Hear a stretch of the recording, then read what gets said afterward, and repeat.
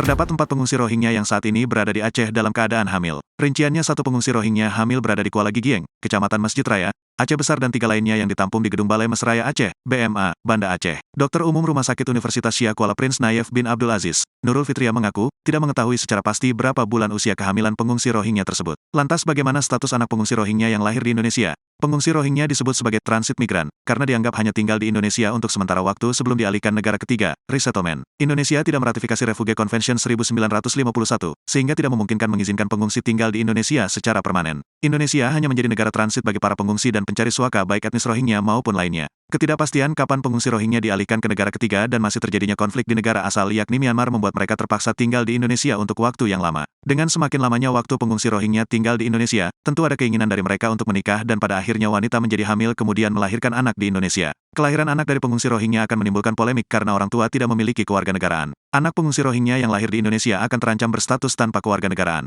Menurut Ratu Durotun Nafisah dalam jurnal Hak Atas Kewarganegaraan bagi Anak dari Transit Migran yang lahir di Indonesia, tahun 2018, anak yang lahir dari pasangan pengungsi Rohingya tidak memiliki akta kelahiran atau dokumen hukum apapun yang menunjukkan status kewarganegaraan Indonesia. Mereka hanya memiliki surat keterangan lahir yang diperoleh dari rumah sakit tempat mereka dilahirkan. Hal ini karena pihak rumah sakit tidak berwenang mengakui status kewarganegaraan dari anak pengungsi Rohingya. Akibatnya, mereka tidak bisa mendapat akses pendidikan sekolah dasar gratis dan jaminan kesehatan gratis sebagaimana yang diterima WNI. Anak-anak pengungsi Rohingya hanya bisa menempuh pendidikan di sekolah swasta tentunya dengan bantuan biaya bulanan yang jumlahnya terbatas dari Organisasi Internasional untuk Migrasi atau IOM.